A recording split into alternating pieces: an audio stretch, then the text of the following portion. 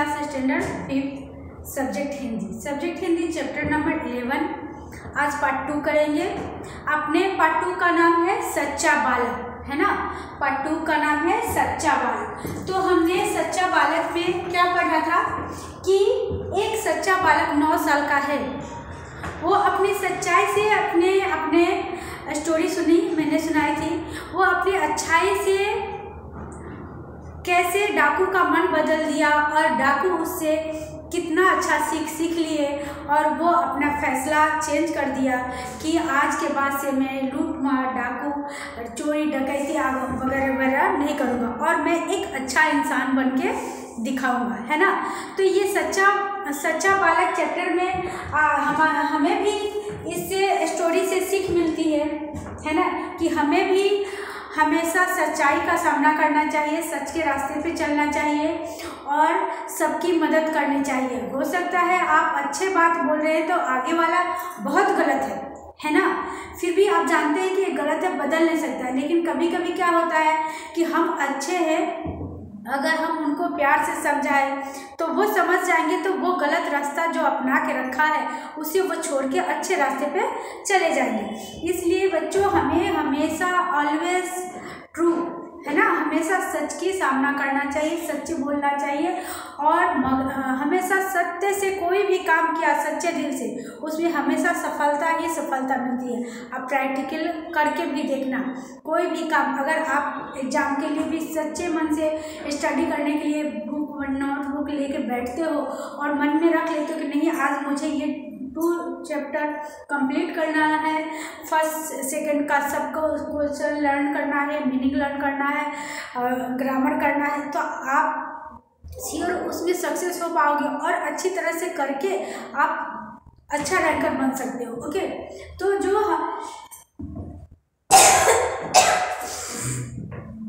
हमें कभी भी किसी की कमजोरी को ध्यान नहीं देना चाहिए। क्या देना चाहिए, उसमें क्या अच्छा है वो ध्यान देना चाहिए। हमें अपने से जो टॉपर स्टूडेंट उनका मुकाबला करना चाहिए, जो लूज है उनको मुकाबला नहीं, उनको आगे बढ़ाने की कोशिश करनी चाहिए। ओके, तो हम हर कदम पे कुछ ना कुछ सीख मिलती रहती है, उससे हमें सीखना चाहिए। चलिए आगे बढ़ते हैं। सच्चा बालक के बारे में आपने स्टोरी भी हो गई है और मीनिंग भी हमने करा दिया है ना। तो मीनिंग का एक बार फिर से रिवीजन कर लेते हैं। काफिला मीन्स क्या होता है, यात्रियों का समूह। काफिला मीन्स यात्रियों का समूह। और असरफिया मीन्स सोने के सिक्के। अपने सिक्के देखे, चांदी के देखे होंगे, सोने के भी, तो असरफिया क्या है, सोने के सिक्के। वापस करना यानी कि लौटाना, जब हम कोई सामान देते हैं तो उसे वापस करते हैं, उसे हम लौटाना। ओके, सदरी जैकेट, जो जैकेट हम पहनते हैं ना उसको बोलते हैं। सरदार मीन्स नेता। अस्तर मीन्स सिले कपड़े के भीतर की तह, यू नो। समाधि मीन्स मकबरा और मजार, जो मुस्लिमों का होता है ना। माँ मीन्स जननी, धरती माता। सदैव मीन्स हमेशा और सर्वदा। नेक मीन्स ईमानदार। ईश्वर मीन्स भगवान और प्रभु। इसी ईश्वर भगवान प्रभु के साथ हम ये लेक्चर चालू करते हैं। आई होप आप अच्छी तरह से ध्यान भी देंगे और पढ़ेंगे। आपको याद होगा लास्ट लेक्चर में मैंने आपको होमवर्क भी दिया था कि आपको मीनिंग लिखना भी है और ये चैप्टर को, लेसन को आपको रीड करना भी है। ओके, तो आई होप आपने कर भी लिया होगा, है ना। तो चलिए आगे बढ़ते हैं। हम पहले देखेंगे मुहावरे। मुहावरे में क्या है, नेक रास्ते पे चलना। नेक रास्ते पे चलना मीन्स सही रास्ते पे चलना। तो अगर हम बोलेंगे कि मुहावरे का अर्थ लिखे तो अर्थ लिखना है यहाँ मुहावरे, फिर यहाँ अर्थ आ जाएगा, फिर इसी में आता है वाक्य, है ना, वाक्य।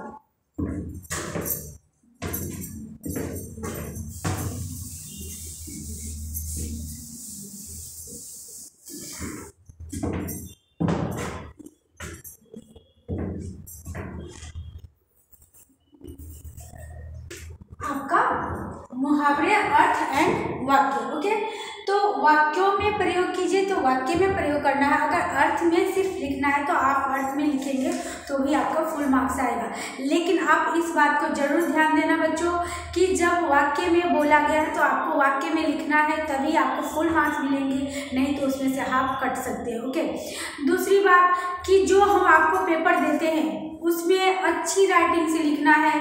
अगर कभी ऐसा होता है जो कि उसमें आंसर लिखने की जगह नहीं होती है, ओके, तो हम कोई स्टोरी लेते हैं या कुछ भी लेते हैं तो जगह नहीं हो सकती और बहुत ज़्यादा पेपर होता है, तो आप A4 साइज़ के पेपर में पूरा अच्छी तरह से लिख के आप मुझे आंसर शीट करके भेजेंगे। ओके, ऐसे नहीं कि छोटे से पेज में टुकड़ी में काट के और चिपका दिया और भेज दिया, उससे अच्छा नहीं लगता है। और फिर आप उसी में छोटे छोटे अक्षरों में लिखते हो तो वो सही नहीं है।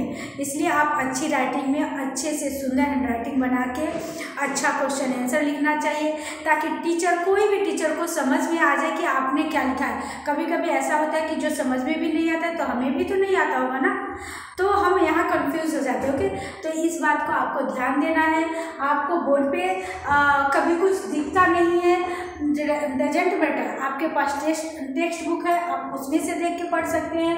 और मैं बोल के भी आपको बताती हूँ, रीड करके बताती हूँ, तो आप मेरी आवाज़ से भी आप उस आंसर का, सही आंसर का क्वेश्चन लिख सकते हैं, क्वेश्चन का आंसर लिख सकते हैं, मीनिंग लिख सकते हैं, मुहावरे लिख सकते हैं। ओके, चलिए नाउ स्टार्ट। मुहावरे है आपका नेक रास्ते पे चलना, है ना। फर्स्ट है नेक रास्ते पे चलना, यहाँ लिखिए नेक रास्ते पर चलना। वैसे भी मैं 1 टाइम 2 टाइम 3 टाइम एक्सप्लेन करती हूँ, बताती हूँ, कभी कभी उसी चैप्टर को फिर से रिवीजन भी कर देती हूँ, है ना। लास्ट टाइम किया था, फिर जब दूसरा लेक्चर होता है उसमें भी मैं पहले वाला बता देती हूँ।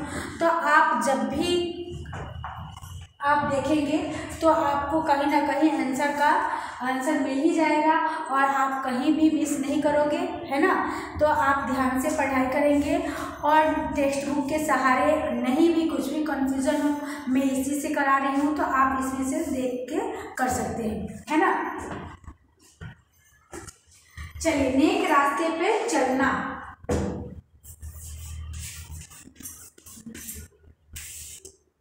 अर्थ लिखेंगे हम इसका, सही रास्ते पर चलना। क्या लिखेंगे? सही रास्ते पर चलना, है ना। इसको वाक्य में प्रयोग करना है तो हम कैसे करेंगे? वाक्य में प्रयोग करना है तो करेंगे सही रास्ते पर चलना। यहाँ लिखिए वाक्य, है ना, वाक्य। फिर हम लिखेंगे संत ने सभी को, संत ने सभी को सही रास्ते पर, सही रास्ते पर चलने की सीख दी है। चलने की सीख, चलने की सीख दी है ना। आप लिख लीजिए, मैं अभी तुरंत इरेज नहीं करूंगी। मुहावरा है आपका पहला, नेक रास्ते पे चलना। अर्थ इसका है अर्थात सही रास्ते पे चलना। वाक्य में कैसे प्रयोग करेंगे? ऐसा नहीं कि मैं ये जो लिखी हूँ वही होना चाहिए, आपको ऐसे माइंड में नहीं रखना है कि ना जो टीचर ने बताया ऐसे। हम वाक्य में प्रयोग अपने हिसाब से भी सूटेबल कर सकते हैं और लिख सकते हैं ना। तो जैसे संत ने सभी सही रास्ते पे सभी, संत ने सभी को सही, यहाँ को आएगा, है ना। संत ने सभी को सही रास्ते पे चलने की सीख दी है ना। तो माँ ने अपने बच्चों को सही रास्ते पे चलने की सीख देती है, ये भी हो सकता है, इट्स ओके, है ना। टीचर हमें जो शिक्षा देती है वो क्या बताती है? वो हमेशा सही रास्ते पे चलने के लिए बताती है ना, तो हम लिख सकते हैं। सेकंड है आपका है ना। करक कर बोलना, करक कर बोलना, लिखिए करक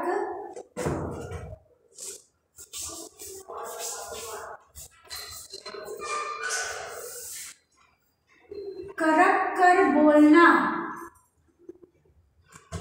करक कर बोलना मीन्स बोलना, है ना। लिखिए कठोरता से बोलना, करक कर बोलना मीन्स कठोरता से बोलना।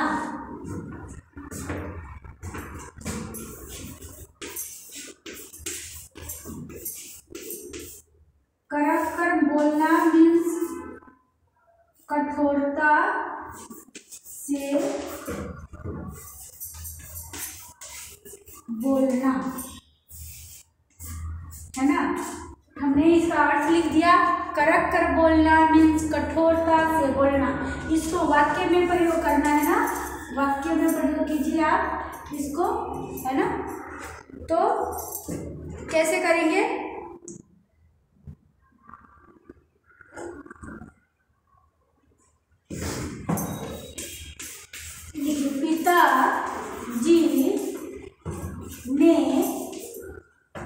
पिताजी ने करक कर बोले, करक कर, पिताजी ने करक कर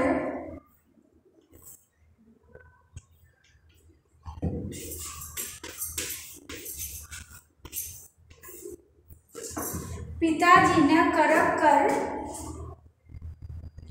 बोले तो नौकर ने चोरी कबूल कर ली। बोले तो यहाँ लिखिए, तो नौकर ने चोरी कबूल कर ली, नौकर ने चोरी कबूल कर ली।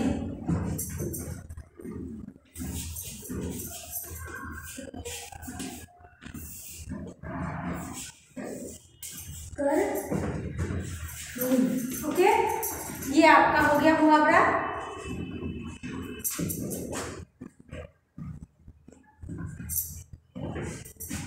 इरेज करती हूँ।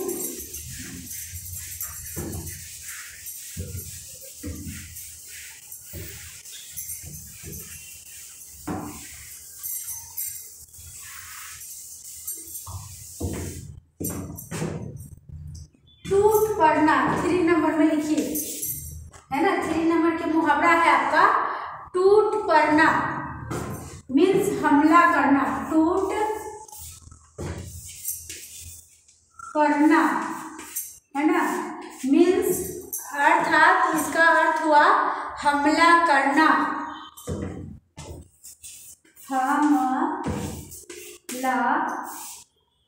हमला करना। इसको वाक्य में प्रयोग करना है, वाक्य में प्रयोग कीजिए, है ना। तो हम करेंगे, चोर को देखते ही लोग उस पर टूट पड़े। क्या करके लिखेंगे, चोर को देखते ही, चोर को देखते ही, चोर को देखते ही हम लोग टूट पड़े। चोर को देखते ही, चोर को देखते ही लोग उस पर टूट पड़े, देखते ही लोग उस पर टूट पड़े,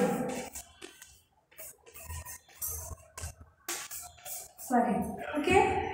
चलिए नेक्स्ट है आपका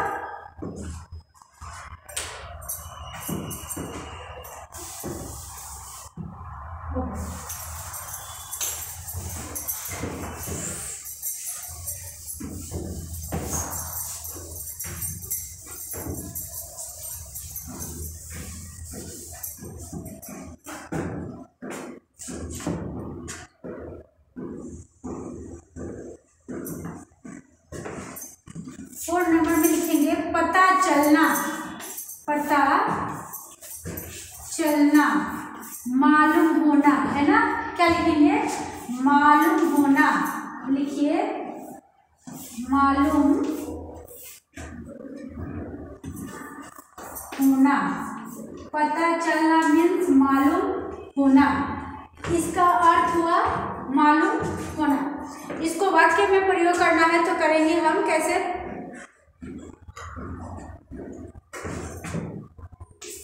लिखिए वाक्य, है ना, वाक्य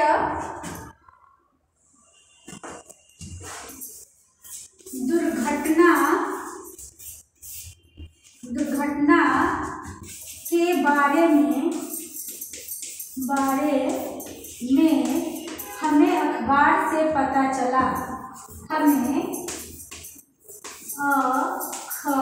अखबार, है ना, अखबार से पता चला,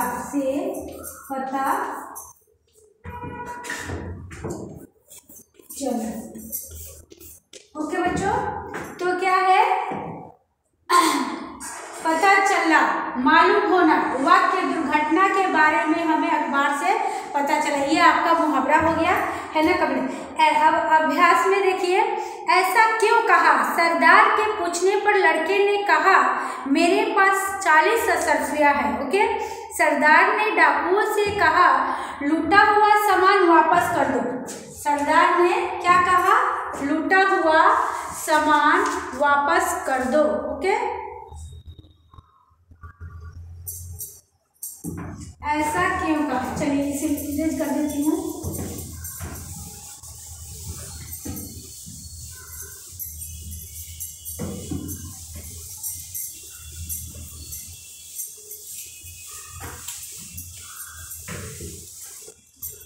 हम ये लिखेंगे इसका आंसर कि ऐसा क्यों कहा, है ना। प्रश्न नंबर 1 है, 1 ऐसा क्यों कहा? यहाँ लिखिए ऐसा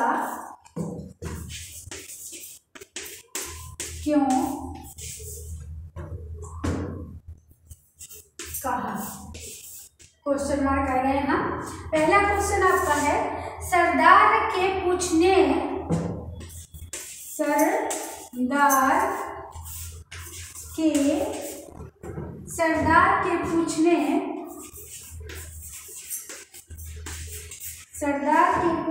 पर लड़के ने कहा,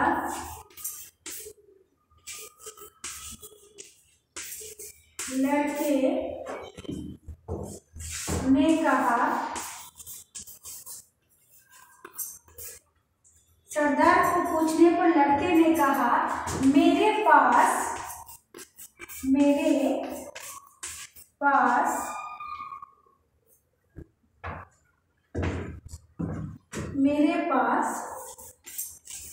40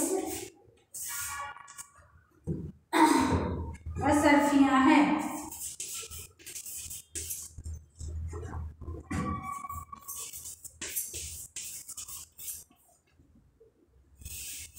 मेरे पास 40 अशर्फियाँ हैं। चलिए, ओके, इसको आंसर में कैसे लिखेंगे, है ना। तो इसको आपको लिखना है, लड़के से उसकी माँ ने कहा था। लिखिए उत्तर में, लिखिए इसको, है ना। लड़के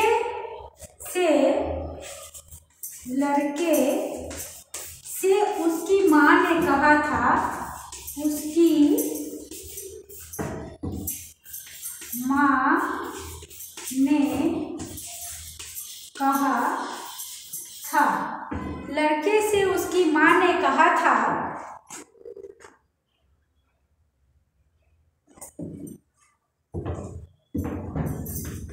बेटा सदैव सच बोलना, सदैव सच बोलना। उसकी माँ ने उससे क्या कहा था? हमेशा सच बोलना, है ना। झूठ बोलना क्या है? पाप है। झूठ बोलना पाप है। ये आपका आंसर है ना। लड़के लड़के ने उसकी माँ की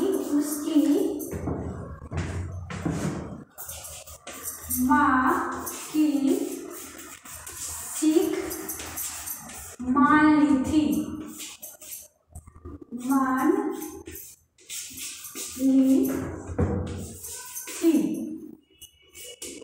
है ना। तो ये आपका आंसर हुआ इसका कि लड़के ने उसकी सीख मान ली थी। वह अपनी माँ के साथ गद्दारी करना नहीं चाहता था। क्या था उस लड़के के मन में? वह अपनी माँ के, लिखिए, वह अपनी माँ के साथ गद्दारी,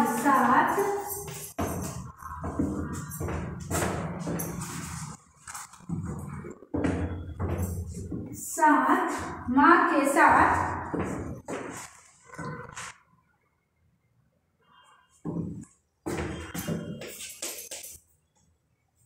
गद्दारी करना नहीं चाहता था,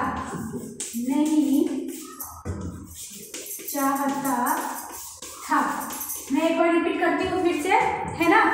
सरदार के पूछने पर लड़के ने कहा, मेरे पास 40 अशर्फियाँ हैं। ओके, ये आपका ऐसा क्यों कहा मैं प्रश्न बनाया है।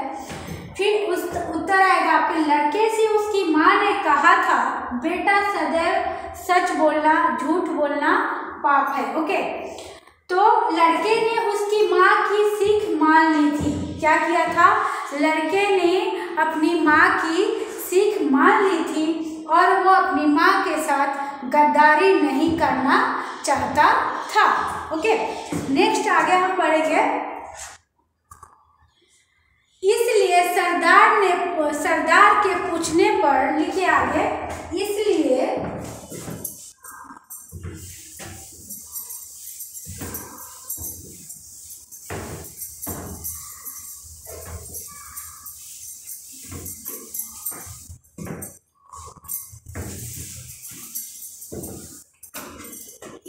सरदार के पूछने पर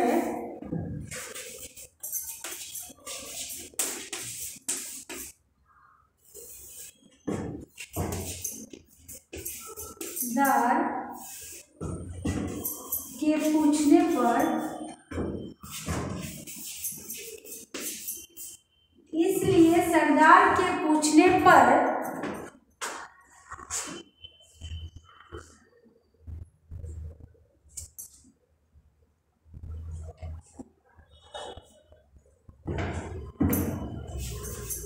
पूछने पर लड़के ने साफ साफ बता दिया, साफ, है ना, यहाँ लिखेंगे। इसलिए सरदार के पूछने पर लड़के ने साफ साफ बता दिया मेरे पास 40 अशर्फियाँ है, बता दिया, है ना, मेरे पास 40, है ना, मेरे पास 40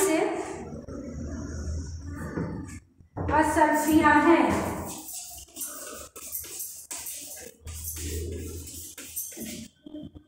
40 अशर्फियाँ हैं। ओके, तो ये आपका हो गया क्वेश्चन कंप्लीट, है ना। फिर नेक्स्ट लेक्चर में नेक्स्ट क्वेश्चन कराएंगे। सरदार ने डाकू से कहा, लूटा हुआ सामान वापस कर दो। ओके बच्चों, तो आई होप आपको ये समझ में आ गया होगा कि हमारे ये जो लेसन है इससे हमें क्या क्या सीख मिली है। हमें भी इस लेसन से बहुत कुछ सीखने को मिला है, तो हमें अपनाना चाहिए और इस पे अमल करना चाहिए। हमें भी हमेशा सच्चाई के रास्ते पे चलनी चाहिए, सच बोलना चाहिए, सच्चे अच्छे काम करना चाहिए, अच्छे बच्चे बनने चाहिए। Okay, have a nice day, thank you.